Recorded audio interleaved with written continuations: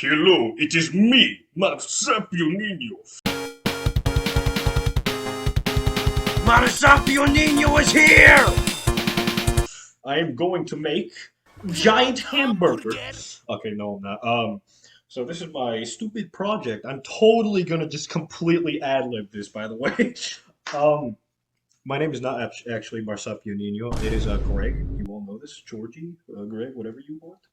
And I'm just going to totally do whatever I feel like doing right here, while maybe mentioning stuff about the project. So today we are going to make big sandwich, the big kind. But we are also going to be talking about the Greek sculptures, and I'm basically just going to be completely regurgitating knowledge we already know about. But I hope that's okay.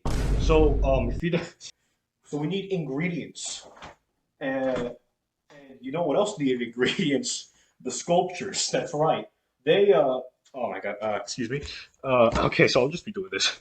So the Greek sculptures needed rocks. Is this good? Yeah, sure, whatever. Marble and like stone and all that kind of crap was used very often for the Greek sculptures, and I'm gonna make big tortilla actually. Anyways, so we've got the ingredients, just like the ancient Greeks and the ancient Romans, and maybe even the ancient moon people did. We are going to sculpt tortilla into the thinker. I'm kidding. We're not doing that. So the ancient Greeks, they did several things with their sculptures. They put them in places. They put them in some other places. Some were of God, so they were like praise. You know, this is me praising. I can't move too much, or else these headphones will fall off. Anyways, yeah.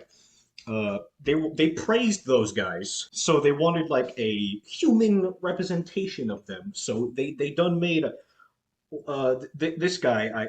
I'll put him in post production. Uh, I don't know. It's gonna be a statue, a sculpture of some kind. Get him out of here. Anyways, so we've got big orange juice. So let's stop talking about history for a second, and let's start making the big juice. Time for some cheese.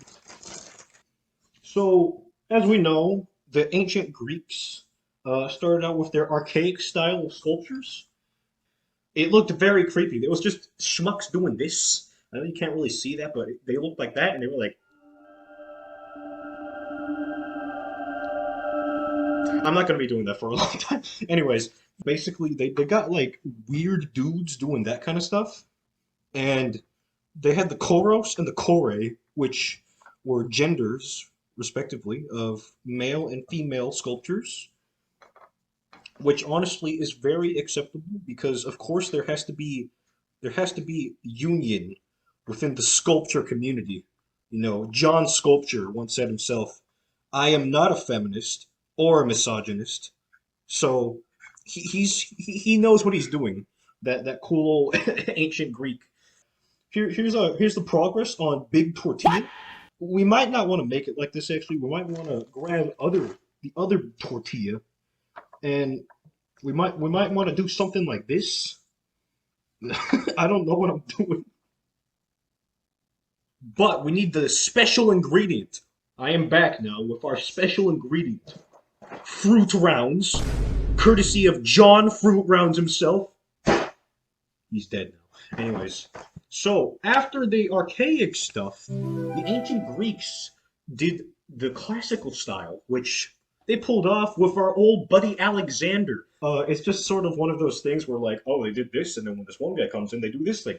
You know, that kind of stuff. If that makes sense. You see, with the classical style, they did this stuff called contrapposta, where they were basically doing this. They were doing some of that.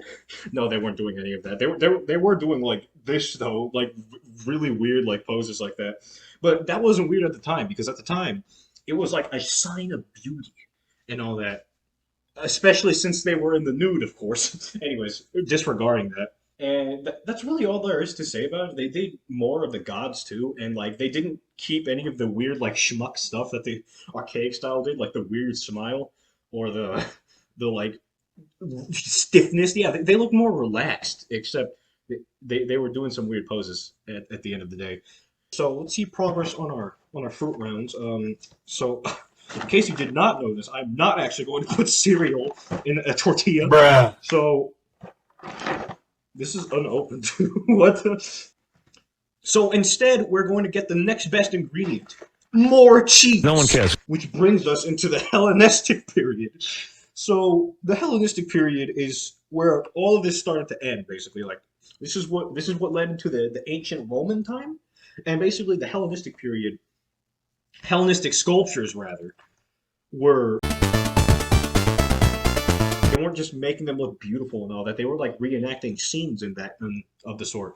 They made them look very dynamic. They were doing like epic poses and all that, and they were like battling. Not always, but it's something they did often from the research I've done. All right, so now that this is complete, we're going to put it in the toaster oven here.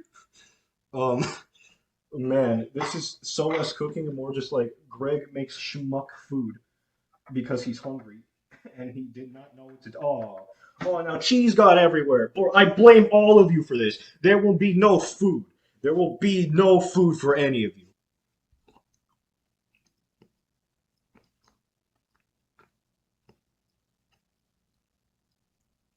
What? Just because I failed doesn't mean I can't eat? Not like it's food. It's just a snack. We didn't forget the orange juice either.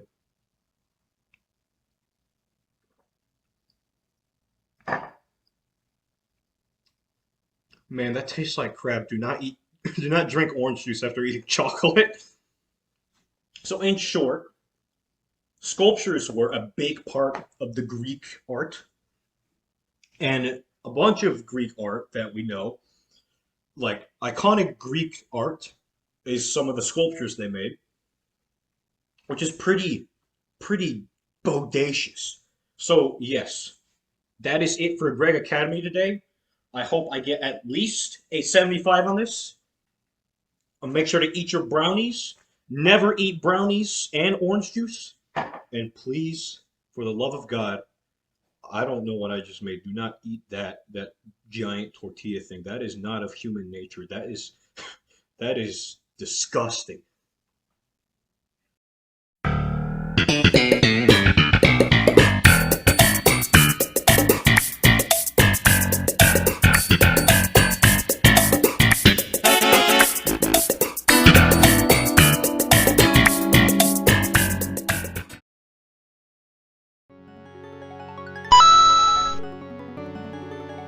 Hello, here's a Greg Academy update. In case you're wondering if I actually wasted food like that, no. As you can see, tortilla was completed. It is not, in fact, a concoction or the spawn of Satan. It is food. Riveting, isn't it?